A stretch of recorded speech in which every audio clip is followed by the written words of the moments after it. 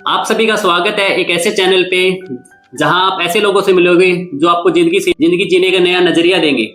चलो आज की जर्नी हम शुरुआत करते हैं विद्यारती से, जो कि एक गवर्नमेंट स्कूल के प्रिंसिपल हैं। मैम, क्या क्या क्वालिफिकेशन आपकी? मैं AA, B.Ed और JBT हूँ। मैंने अपना करियर जो है वो JBT पद से शुरू किया था। मेरे टाइम के अंदर JBT आफ्टर मैट्रिक होती थी। आफ्टर मैट्रिक और मैंने मैट्रिक के बाद, मैट्रिक का रिजल्ट नहीं आया था, उससे पहले मेरी मैरिज हो गई थी और रिजल्ट जो है मेरी शादी के 1 महीने के बाद आया। अच्छा।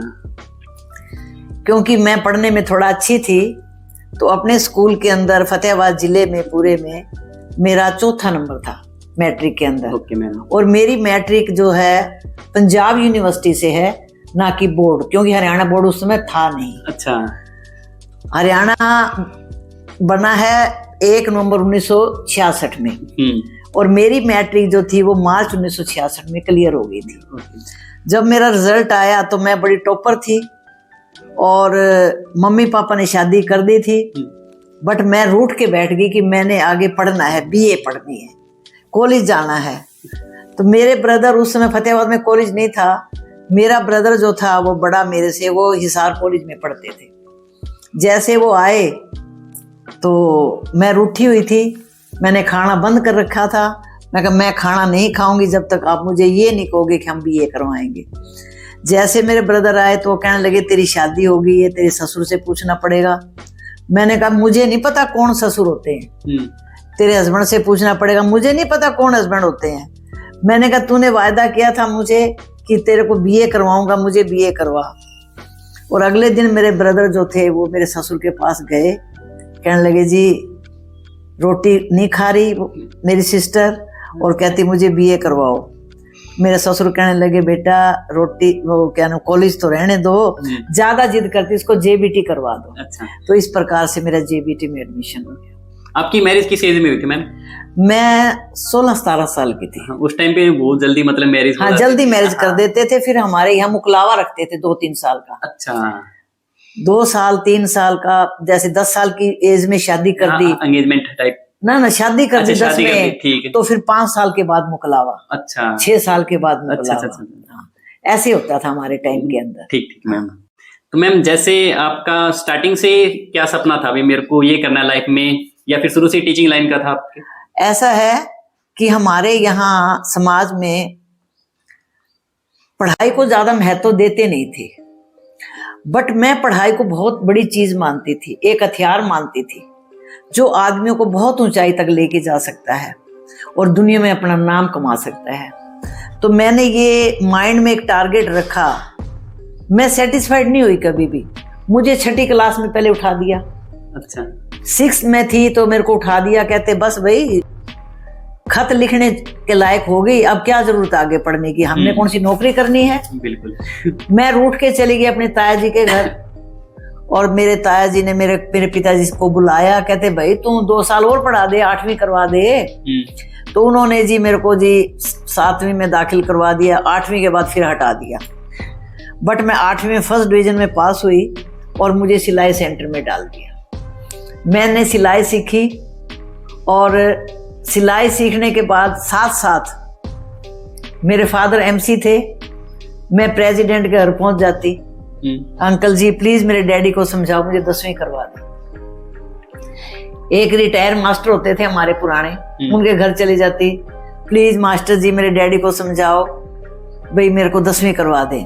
हमारे पड़ोस में सिविल हॉस्पिटल था, मैं डॉक्टर के पास चली जाती, अंकल जी डॉक्टर साहब मेरे डैडी को समझाओ। इनकी मीटिंग होती थी डॉक्टरों के साथ। तो जहां मेरे फादर जाते थे वो कहते जी प्रधान जी आप क्यों नहीं पढ़ाते, आपकी गुड़िया इतनी लायक है। करते करते 5 महीने बीत गए।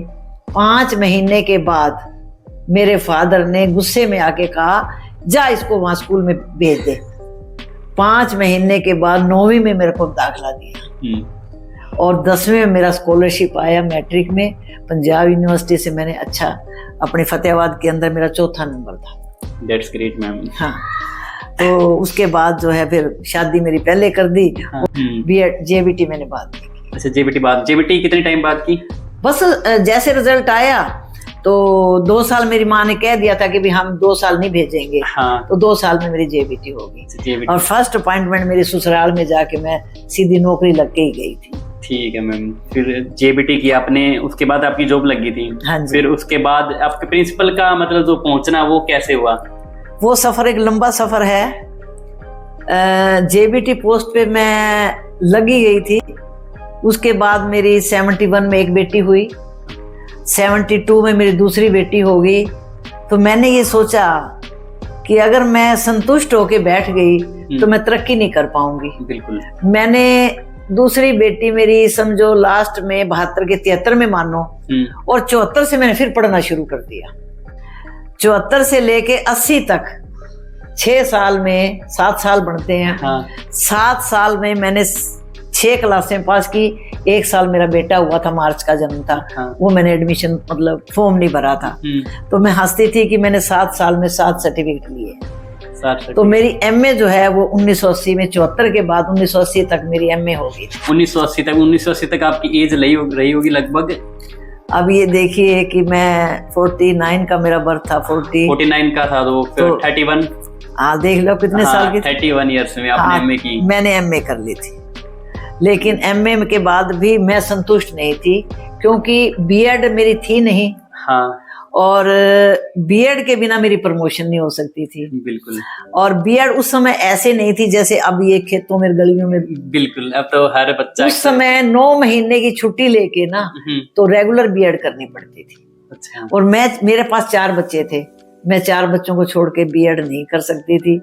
मैंने 80 के बाद 89 में कोरस्पोंडेंस एमडी यूनिवर्सिटी रोहतक से खुली। अच्छा। तो मैंने कहा गोल्डन चांस है। और उस समय मेरी बड़ी बेटी 10th में थी, और उस समय मैंने बीएड की। आपकी लड़की 10th में थी और आप बीएड कर रहे हो? मैं बीएड की। ओके। फिर आपने बीएड की, और बीएड कितने साल की थी उस टाइम पे? 1 ही साल। 1 साल में आपकी बीएड कंप्लीट हो गई थी? कंप्लीट हो गई, और साथ के साथ मेरी प्रमोशन होगी। अच्छा, साथ साथ प्रमोशन होगी जेबीटी में जो आप कर रहे थे जो? हाँ, जेबीटी से फिर मैं बीएड की पोस्ट पे आ गई। एसएस मिस्ट्रेस बन गई। Okay ma'am. फिर उसके बाद आपने और कोई डिग्री या फिर? हाँ, उसके बाद फिर मैं संतुष्ट तो हुई नहीं। मैं संतुष्ट, क्योंकि संतुष्टि जो है ना वो विकास को रोक देती है। आदमी संतुष्ट हो गया, विकास कहाँ होगा, वहीं बैठा रहेगा। नहीं बैठा रहे, बिल्कुल। अगर हमने विकास करना है जिसका आगे बढ़ते जाओ। तो मैंने जब मैं बीएड की पोस्ट पे आ गई तो लेक्चरर के लिए 50% मार्क्स की जरूरत थी। हाँ। और मेरे मार्क्स जो थे वो 48% थे। मैं लेक्चरर बन नहीं सकती थी, बट मैं पहले से संतुष्ट थी कि जेबीटी से कम 1 स्टेप ऊपर आई। कुछ ग्रोथ हुई है। तो मैं इससे सेटिस्फाइड थी, लेकिन फिर भी संतुष्टि नहीं थी। 96 में यानी 80 में मैंने एमए किया। आफ्टर 16 ईयर्स, 46 ईयर्स के जब आप अप्रोक्सीमेट थी। हाँ, उस समय तो मैंने जो है एमडी इसने कुरुक्षेत्र यूनिवर्सिटी ने एक सर्कुलर निकाला कि जितने भी पुराने कैंडिडेट हैं वो एमए इम्प्रूव कर सकते हैं। उस समय तो मैंने किया नहीं, मैंने कहा मैं नहीं करती। लेकिन अगले साल फिर जो है मेरे अंदर वलवला उठा, और मैंने कहा मैं तो करूंगी। और मैं यूनिवर्सिटी में पहुंच गई, और मैंने मर्सी चांस लिया, और मैंने जो है वो एमए इम्प्रूव कर ली। और इम्प्रूवमेंट में मेरे 54% बन गए। जैसे मेरी एमए का रिजल्ट आया, उधर से लेक्चरर की वैकेंसी निकल गई, और मैं 98 में लेक्चरर बन गई। लेक्चरर लग गया आप। 46 ईयर्स के बाद आप स्टडी ही करते रहे? हाँ, मैं स्टडी करती थी, अभी रुकी नहीं है मेरी स्टडी। अच्छा, अभी और स्टडी भी आएगी। ओके बताइए मैम आगे। फिर उसके बाद बस मैं लेक्चरर बनी गई थी। और उसके बाद 2002 में जो है वो डायरेक्ट प्रिंसिपल की वैकेंसी निकली।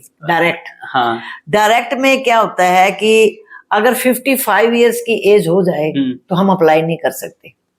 अच्छा, 55 इयर्स की एज के बाद हम अप्लाई नहीं कर सकते थे। बट मैं then I was 54 years old. Only 1 year left. 1 years मेरा बाकी रह गया था, और मेरे लिए एक मर्सी चांस था, ये गोल्डन चांस था। तो मैंने जो है इसमें अप्लाई कर दिया, क्योंकि पोस्ट जो थी वो 85 थी, और डायरेक्ट के अंदर कौन लगता है? अप्रोच ही लगते हैं, अप्रोच या पैसे वाले लगते पैसे वाले। बट ना अपने पास पैसा था, हाँ। ना मेरे पास अप्रोच थी। मैंने रात और दिन जितना भी मेरे पास समय बचा मैंने मेहनत की। मेहनत में मैंने कोई कमी छोड़ी नहीं। ये एग्जाम कब निकला था, किस ईयर में? ये 2002 में। 2002 में। और आपके अप्रोक्सीमेट हो गई वहां पे 52 इयर्स के अप्रोक्स। हाँ 52 इयर्स 50 प्लस नहीं 50 क्यों 54 इयर्स थी मेरी एज। 54 year as. और फिर आप फिर स्टडी करने लगे? हाँ मैंने स्टडी की और फतेहाबाद के अंदर 1200-1300 लेक्चरर, हेडमास्टर्स, बीओज ने एग्जाम दिया और उनमें 6 बंदे पास हुए। केवल 6 कैंडिडेट पास हुए, उस 6 में मेरा नंबर आया। और इंटरव्यू में फिर मैंने वो इसी तैयारी से शुरू कर दिया और उस 6 में से हम 2 सिलेक्ट हुए। एक जो आजकल हमारे फतेहाबाद के डीओ हैं, अच्छा, डिस्ट्रिक्ट एजुकेशनल ऑफिसर, वो दयानंद सिहाग जी, और एक मैं, हम 2। तो मैम सबसे अच्छी बात ये है ना, आपने उस एज में जाके आपने जो बुक्स ओपन की है तो उसका फल तो आपको मिलना ही मिलना था। उसके बाद में मैं नहीं रुकी। उसके बाद जब मैं 62 की थी, आफ्टर रिटायरमेंट, मैं पीएचडी अपने नाम के आगे डॉक्टर की उपाधि जो है वो लगाना चाहती थी। और मैंने जो है 62 की एज में अपनी पुत्र वधू के साथ एक एमए किया, एमए एजुकेशन, दोनों सास बहू ने। और सेकंड डिवीजन से मैंने एमए किया और मैंने पीएचडी का मैंने प्रोस्पेक्ट भी ले लिया। बट प्रोस्पेक्ट देने वाले ने पूछा कि मैडम किसके लिए ले रहे हो? तो मैंने कहा मेरे लिए ले रही हूँ। तो उसने कहा कि कुरुक्षेत्र से आपको इस एज में दिक्कत आएगी, तो मेरी पीएचडी रह गई। अगर मैं लग जाती तो मैं पीएचडी कर लेती। बिल्कुल मैम। और अब भी मेरा कोई भरोसा नहीं है कि मैं 75 में जाके फिर शुरू कर दूं पीएचडी। मैम आप एक प्रूफ दे रहे हो, age is just a number. No सही बात। अगर किसी को ग्रोथ करनी है तो कुछ भी पढ़ाई या कोई भी फील्ड के अंदर तो एज मायने नहीं रखती उसके नहीं, अंदर, कोई आपकी मायने लगन। और मैम अपनी फैमिली के बारे में बताइए कुछ। मेरी 2 बेटियां हैं, 2 बेटे हैं। बड़ी बेटी जो है वो पंजाब में फरीदकोट है और वो जो है वो इंस्पेक्टर हैं पंजाब पुलिस में। अच्छा। बड़े दामाद मेरे, उनके 3 बच्चे हैं, 2 बेटे 1 बेटी।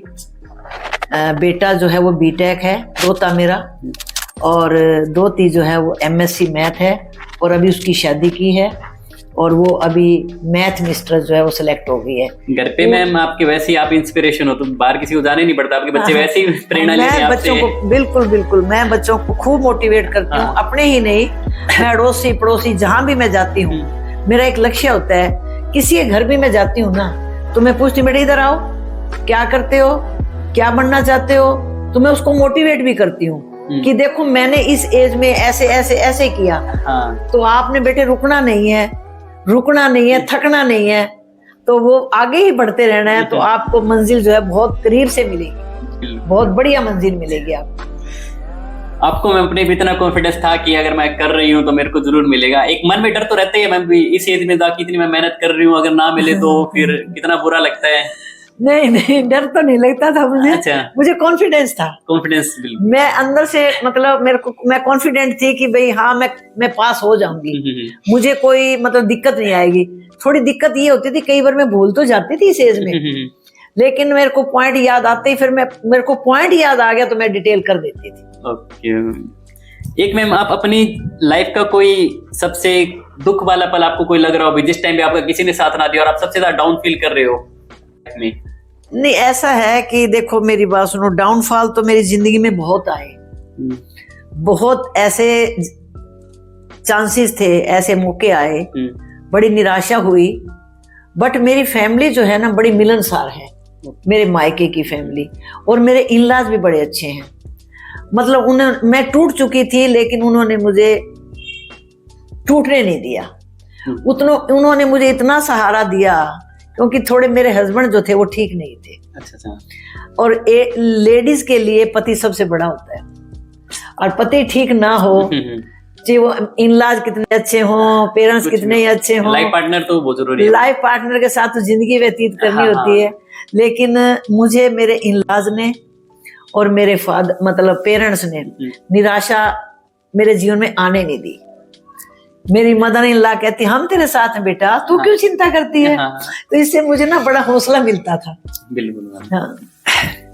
और मैम सबसे खुशी वाला पल आपकी लाइफ का जहाँ आपको अंदर से खुशी मिली हो? अंदर से तो खुशी मेरे लिए प्रिंसिपल से बढ़िया कोई खुशी थी नहीं, क्योंकि इस एज में जाके और मैंने पूरे फतेहाबाद जिले में, आज भी मैं ख्याल, अब तो मुझे नहीं पता 16 ईयर में मेरा क्या हुआ, हाँ।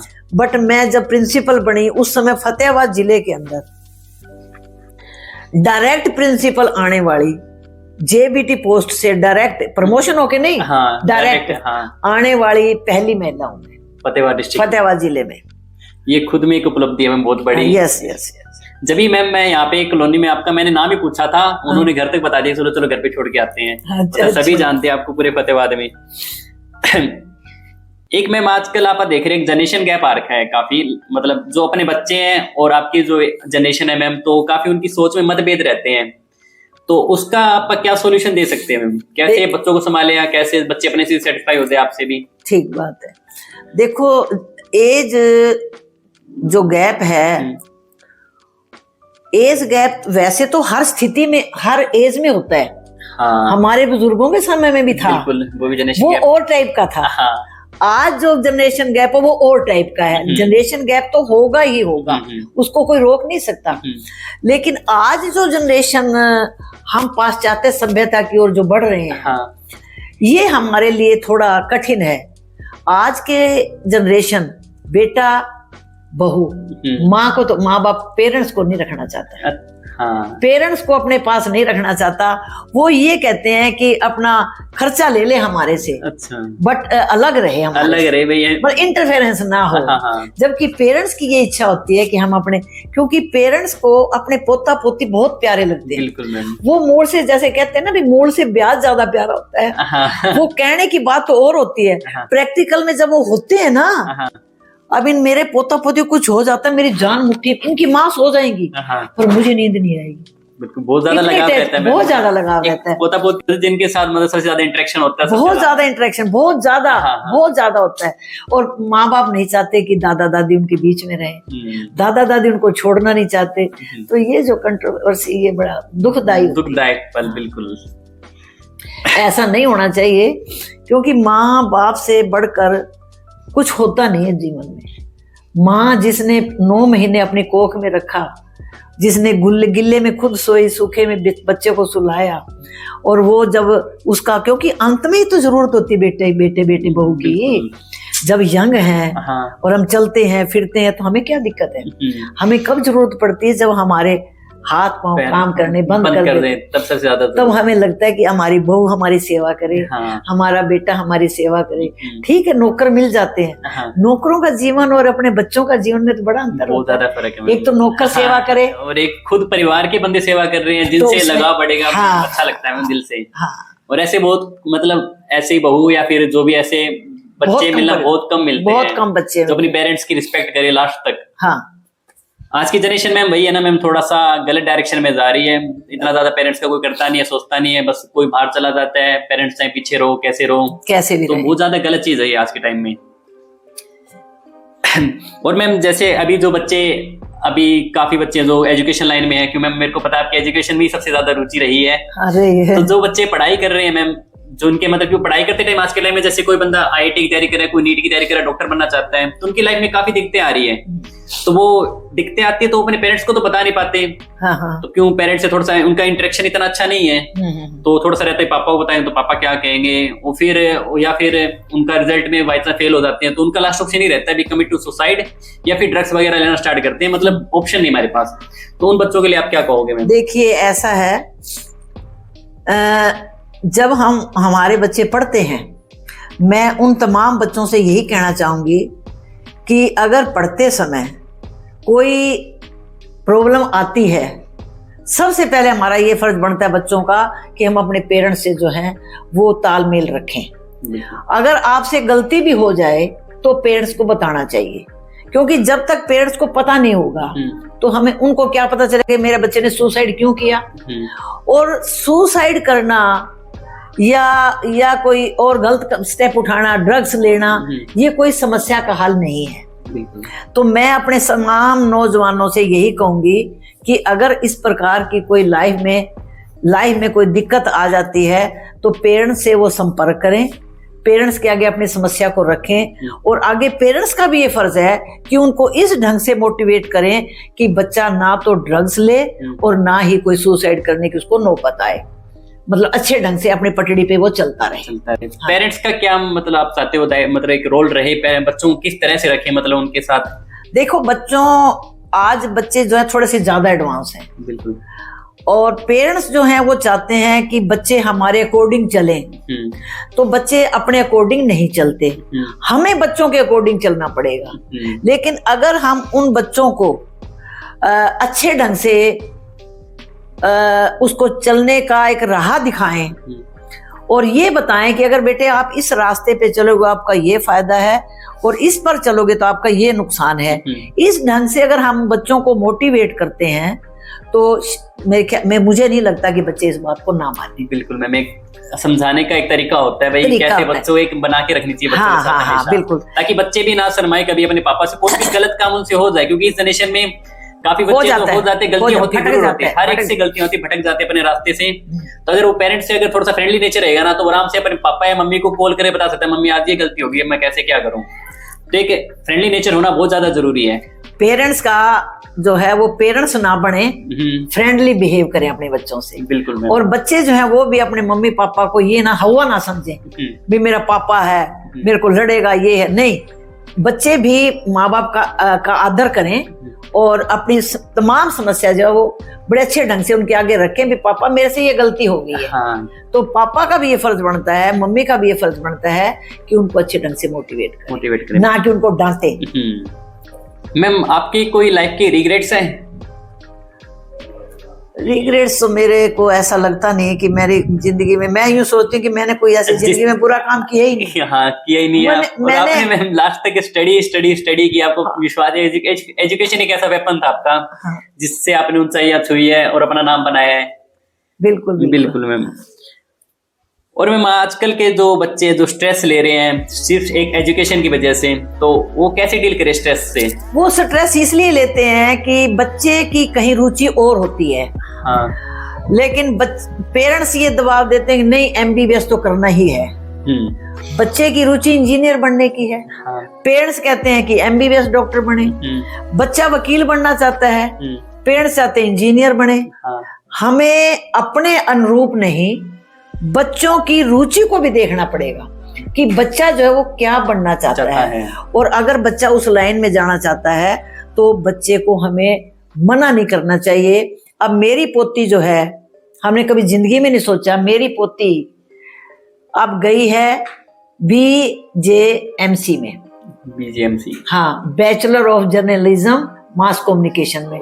हमने जिंदगी में नहीं सोचा, हमने जिंदगी में नहीं सोचा कि मेरी पोती, मैं उसको डॉक्टर बनाना चाहती थी, मेरी इच्छा थी कि डॉक्टर ले, मेडिकल ले।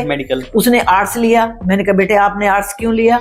कहती दादी जी मैं मेरी लाइन और है। अब वो चली गई अपना चंडीगढ़ यूनिवर्सिटी में, उसका एडमिशन हो गया और अपनी लाइफ में अब बढ़िया खुश है। बिल्कुल मैम। और एक मैम आप इस कर्मा में विश्वास रखते हो भाई, अगर आप किसी के साथ बुरा करते हैं तो अपने को बदले में फिर बुरा मिलता ही मिलता है कहीं ना कहीं से? नहीं, ऐसा है, देखो हमें कर्म तो अच्छा ही करना चाहिए, जहां तक हो सके बुरा कर्म करना ही नहीं चाहिए। और अगर मैम अगर आपको अभी शुरू से अगर 20 साल की उम्र दी जाए, अच्छा, तो आप अपनी जिंदगी में क्या और करना चाहेंगे? मैं, हाँ, अगर मुझे 20 साल की जिंदगी और दो, हाँ, मैं तो दोबारा से पढ़ना फिर शुरू कर दूंगी और लोगों की सेवा करना मेरा धर्म है। मैं हर गरीब की, मेरे घर कोई भी गरीब आ जाता है ना भाई मेरा ये परेशानी है, तो मैं उसका समस्या का हल जरूर ढूंढती हूँ, चाहे मुझे 100 रुपए लगा के कहीं जाना पड़े। मेरे बच्चे पूछते हैं मम्मी आपको ये क्या मिलता है समाज सेवा से? मैंने कहा मुझे सेटिस्फेक्शन मिलती है। तो आपने सोशल वर्क भी काफी किए हैं? हाँ, बहुत सोशल वर्क अब भी करती हूँ, अब भी करती हूँ। और मैं जैसे आजकल के बच्चे हैं उनकी काफी मतलब जैसे मैरिज के बाद लड़कियों के लिए स्पेशली, क्योंकि मैरिज के बाद उनकी स्टडी वगैरह छूट जाती है बट वो करना चाहती है, तो वो उनके अंदर से भी एक अंदर से मतलब एक कहते हैं ना पढ़ाई की रुचि भी इतनी नहीं रह पाती एक एज के बाद। हाँ। तो वो चीजों को, और किसी लड़की की रुचि हो उसकी पढ़ाई में काफी ज्यादा गैप आ गया हो, मतलब 4 साल का 5 साल का, तो उसके अंदर से रह जाता है अब क्या पढ़ाई करें, अब तो कॉन्टेक्ट ही छूट गया पढ़ाई से, तो वो कैसे स्टार्ट करें मैम? ऐसा है, देखो जिसमें लगन है ना पढ़ने की, लगन पढ़ने की है, चाहे वो साल के बाद करे, चाहे वो 2 साल के बाद करे, अगर उसको लगन है तो वो पीछे लगी रहेगी कि मुझे करवाओ जी, मुझे करवाओ जी, मुझे करवाओ जी। आखिर में उनको झुकना पड़ेगा तो वो पढ़े। अगर आदमी की खुद की लगन है ना तो उसको कोई रोक नहीं सकता। अगर उसमें लगन नहीं है तो इनकी रुचि भाई ठीक है, जो हो गया सो ठीक है, आगे समय लगन, लगन जरूरी, लगन जरूरी है। हाँ। और ma'am what is the last message for today generation? मैं आज की जनरेशन को यही संदेश देना चाहूंगी कि संतुष्टि विकास को रोकती है। व्यक्ति को संतुष्ट नहीं होना चाहिए, पढ़ते समय अपनी लाइफ में आगे बढ़ते रहना चाहिए। कुछ लोगों की नेचर होती है कि भाई नौकरी मिल गई बस सेटिस्फाइड, लेकिन मैं ये कहूंगी कि आदमी जो है वो उसको आगे और तरक्की करने के लिए और आगे स्टडी करनी चाहिए, क्योंकि विकास आदमी का जो है वो पूरी जीवन विकास होता है आदमी का। पूरे जीवन में वो तरक्की करता रहता है अगर वो अपनी पढ़ाई को जारी रखे तो। बिल्कुल मैम। और मैम आप एक सक्सेसफुल, मतलब आप अपनी लाइफ में आपने सक्सेस गेन की है, ये बहुत बड़ी बात है आपने। तो सक्सेस के लिए आपको क्या लगता है कौन से जो पॉइंट्स है वो सबसे ज्यादा जरूरी है अगर आपको सक्सेसफुल बनना है अपनी लाइफ के अंदर? लगन सबसे जरूरी, सबसे पहले लगन, और दूसरी मेहनत, हार्डवर्क। आदमी में हाँ लगन हो, और उसके लगन के लिए एक टारगेट हो। सबसे पहले हो टारगेट, आप बनना क्या चाहते हो, उस टारगेट को अचीव करने के लिए उसमें लगन होनी चाहिए, और उस लगन के साथ साथ उसको फिर मेहनत भी करनी पड़ेगी। अगर ये दोनों चीजें आ जाए तो अपने टारगेट पे पहुंच जाएगा, मंजिल पे पहुंच जाएगा। बिल्कुल मैम। चलो मैम, आपका बहुत बहुत धन्यवाद, आपने कीमती समय निकाल के हमारी जनता को अपने बारे में कुछ बताया और अपने लाइफ के बारे में बताया। मैं आपको भी बेटे बहुत बहुत धन्यवाद करूंगी कि आप इतनी दूर से चल के मेरा जो है मेरे लाइफ के बारे में जानने का जो आपने प्रयास किया है, तो मैं इसके लिए आपके अपने दिल से आभार व्यक्त करती हूँ, और ईश्वर से प्रार्थना करती हूँ कि आप भी जीवन में इसी तरीके से मेरी तरह स्टेप टू स्टेप ऊपर चढ़े। डेफिनेटली मैम, बस आप जो सुखा सेवा चाहिए मेरे को तो। ओके, बहुत बहुत धन्यवाद मैम। आज के लिए इतना ही, मिलते हैं अगली वीडियो में। और आपका बहुत बहुत धन्यवाद अपने पूरी वीडियो देखने के लिए लास्ट तक। और आपको ऐसे लोगों से हम आगे मिलाते रहेंगे जिनसे आपको बहुत कुछ सीखने को मिलेगा। और अभी तक आपने हमारा चैनल सब्सक्राइब नहीं किया तो इसे सब्सक्राइब जरूर कर लीजिए, ताकि इससे हमें मोटिवेशन मिलती है और वीडियोस बनाने के लिए। आज के लिए इतना ही, धन्यवाद, जय हिंद।